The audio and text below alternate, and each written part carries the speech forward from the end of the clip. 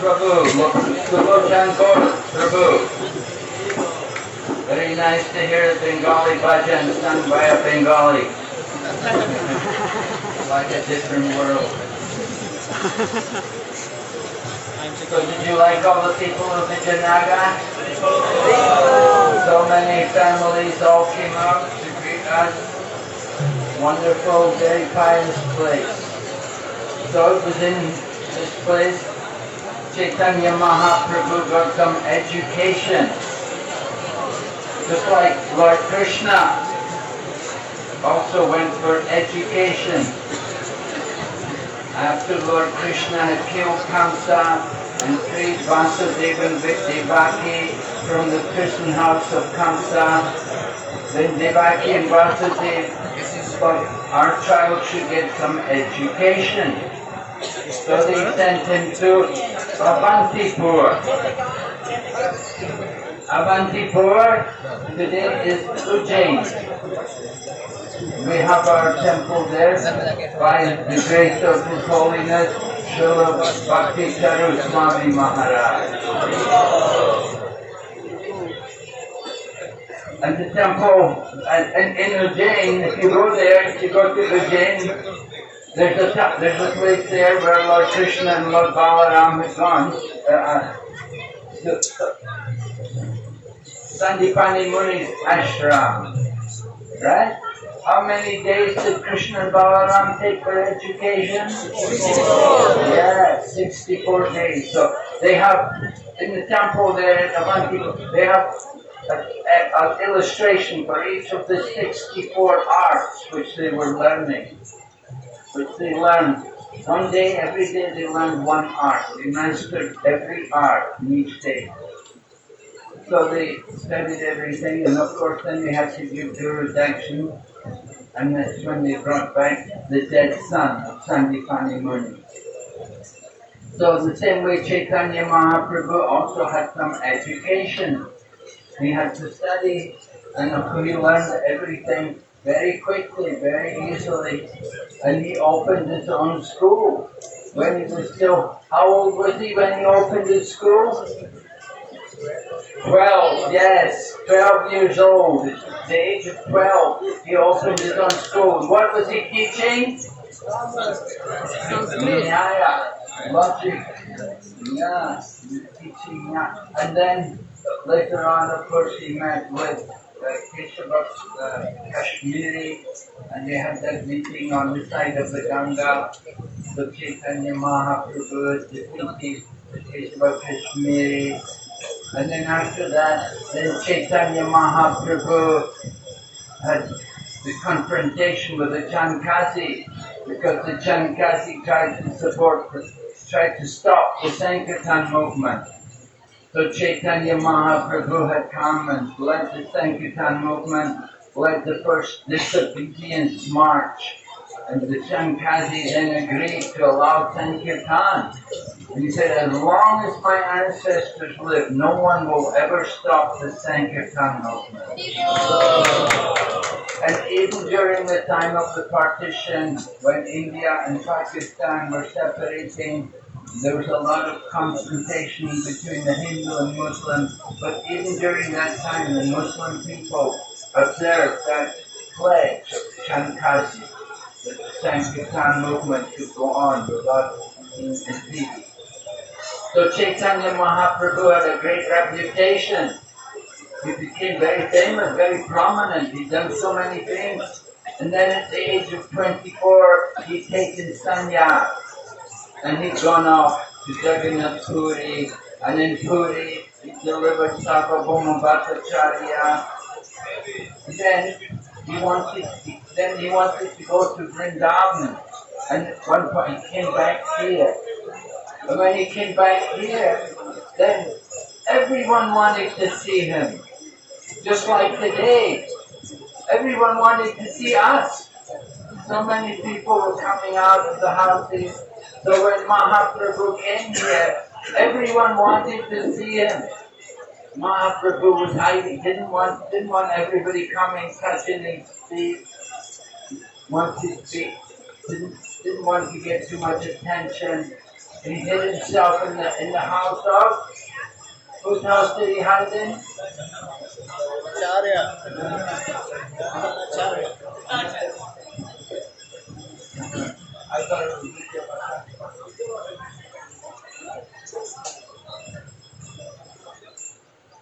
Vidya Bhattacharya. Vidya Bhattacharya. Vidya Bhattacharya. Brother of Sarvabhauma Bhattacharya. So Vidya Bhattacharya. Lord Chaitanya was staying in his house. Everyone wanted to see him. There were so many people wanting to see him. The whole Ganga was covered by people in boats. There were boats everywhere. Banana boat. People would knock down a banana tree. They'd float across on it on the banana tree just to get across the Ganga to see Chaitanya Mahaprabhu. There were lakhs and lakhs of people. They were all, where is he? Where is he? And then he just opened it. He just thought, I better show myself. He came out, put his head out the door, and everyone shouted,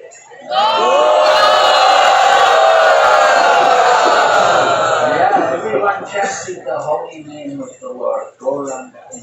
The Lord revealed himself. Then during the night he left that place. He didn't want too much attention. Later on he went to Ramakeli.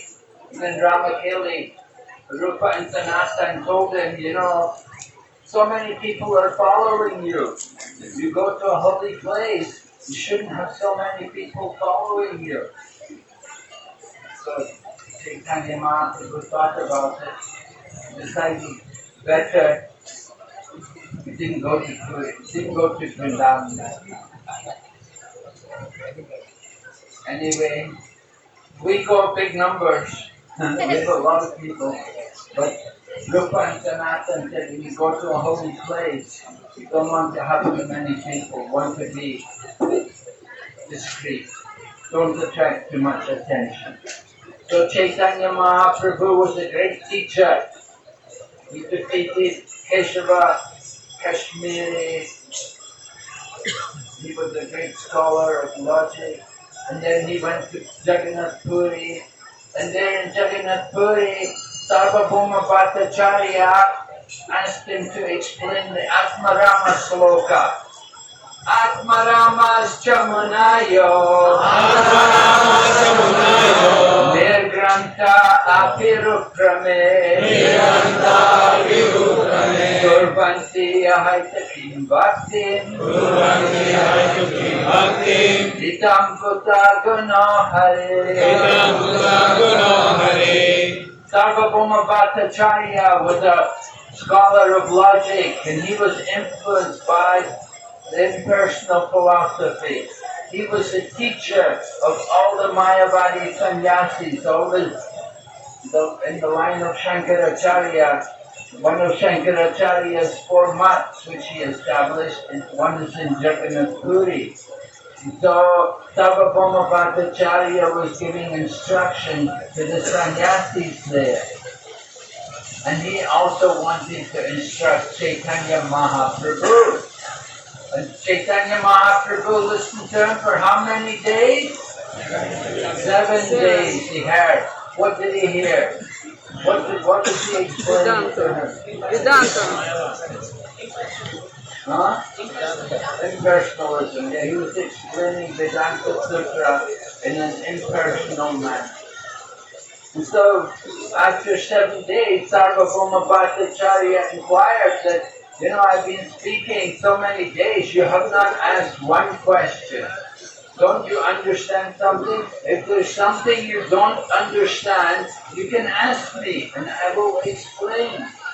And Lord Chaitanya quite politely told him that, well, I'm sorry, but I understand everything, but the way you explain it, it's not very clear. You're certainly making it very cloudy and difficult to understand. And so Lord Chaitanya then went on to explain the real meaning of Vedanta. And hearing Lord Chaitanya explain, then Sarvabhauma Bhattacharya requested Chaitanya Mahaprabhu that, kindly tell me the meaning of this Atma Rama verse. Because the impersonalists, the Jnanavadis, they have difficulty to understand this verse. Because the verse says that even the liberated souls, they will be attracted to hear the pastimes and the glories of the Supreme Personality of Godhead. So Lord Chaitanya then went on to explain the Atmarama Sloka. Well, first of all, Lord Chaitanya said to Sarvabhauma, all right, I will explain it, but you explain it first. Let me hear your explanation. So Sarvabhauma Bhattacharya then went, he explained the meaning of each word. Atmarama, Cha, Munayo, Nirgan, right? He went to each of the words and he explained each word. And Lord Chaitanya said, after he finished, Lord Chaitanya said, yes, very nice. He said, now I will say something. And then Lord Chaitanya went on to explain the sloka in 64 different ways. Huh? Bhattacharya had explained each word, only the word. Atmarama, Cha, Munayo, Nirgranta, Api, Rupame, like that. About 12 words. When Chaitanya Mahaprabhu went to explain the verse, he explained it in so many different ways. And then later on, Lord Chaitanya explained it again to Sanatana Goswami. Sanatana Goswami in Benares also requested Chaitanya Mahaprabhu to explain this Atmarama. So Lord Chaitanya could reveal the real meaning behind these verses. Just like there's that verse which Madhavendra Puri chanted at the time of leaving the body.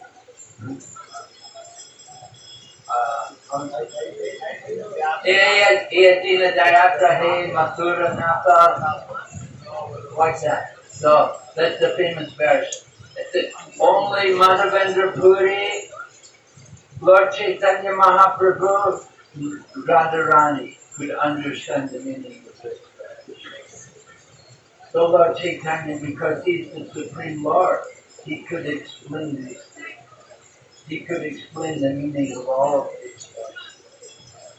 Because Vedanta Krit, Vedavid, Evata. Krishna said, I am the author, I am the compiler of the Veda. So he can explain the full meaning behind all of the scriptures. So Sarvabhauma Bhattacharya was astonished to hear this. Sarvabhauma Bhattacharya had difficulty to accept that Chaitanya Mahaprabhu was actually the Supreme Lord. So his brother-in-law, Gopinath Acharya, told him, he said, you're foolish. He said, he is the Supreme Lord. He's Krishna himself. But Sarvabhauma Bhattacharya said, no. Lord only comes in 3 yugas. The Lord is known as 3 yuga. But Sarvabhauma Bhattacharya said, no, that's not right. Don't you know the philosophy? Lord Krishna says in Bhagavad Gita, Sambhavami. Yes, in every age the Lord comes. So in this way, Gopinath Acharya was trying to convince Sarvabhauma Bhattacharya of the identity of Chaitanya Mahaprabhu. But it wasn't until Chaitanya Mahaprabhu actually spoke to him and revealed how he had fully understood and could explain all of the Shastras that Sarvabhauma Bhattacharya became convinced. And he, of course, at that time, Lord Chaitanya showed himself as Satbhuj. He revealed himself with 6 arms, 2 arms playing the flute, 2 arms with the bow and arrow of Lord Ram, and 2 arms as a sannyasi, one holding the danda and the other the kamandal. So in this way, Lord Chaitanya revealed his form and his identity to Sarvabhauma Bhattacharya. So Sarvabhauma Bhattacharya surrendered to Chaitanya Mahaprabhu, became a devotee. It was a big thing. It sent shockwaves all around India because he was the guru of the Shankaracharya Math and he's accepting Chaitanya Mahaprabhu as the Supreme Lord. He's surrendering to him. So it was big news in those days. So, just to show his devotion, one day Sarvabhauma Bhattacharya was reciting a verse from Srimad Bhagavatam. Yes, Panchagopam Matavat. No. Yes, we Tattena know. Kampa Samikshamana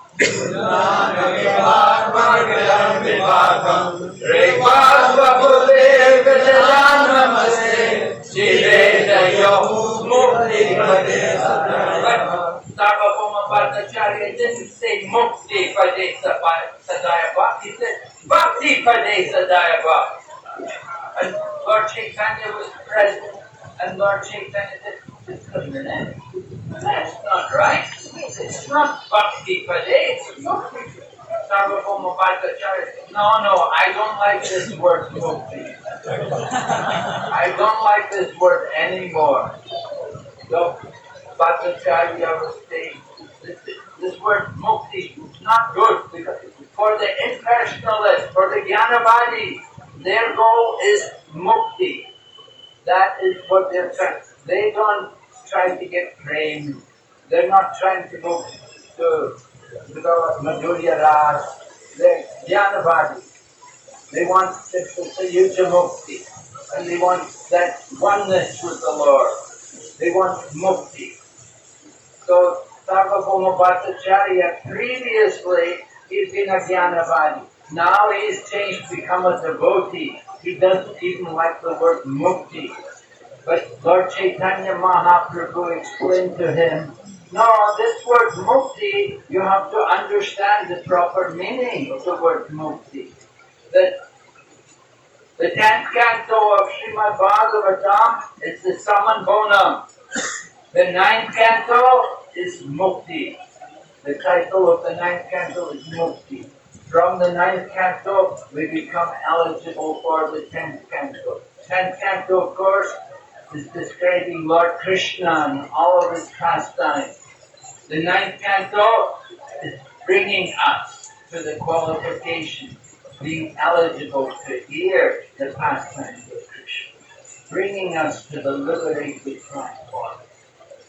And then Lord Chaitanya gave another reason why Mukti is good. He said, Lord Krishna is known as Mukunda, meaning one who gives Mukti. Therefore, nothing wrong with the word Mukti. You just have to understand it in relation to Krishna. In this way, Lord Chaitanya was convincing Sarvabhauma Bhattacharya that every word in the scriptures is perfect and you don't need to alter anything. Okay. So now we're going to hear from Sundar. Huh? Oh, Charadeshna Maharaj. Oh. We're now in Ritu Dweep, and the process in Ritu Dweep is Archana. So we're going to hear from His Holiness Bhakti Charudeshna Swami Maharaj.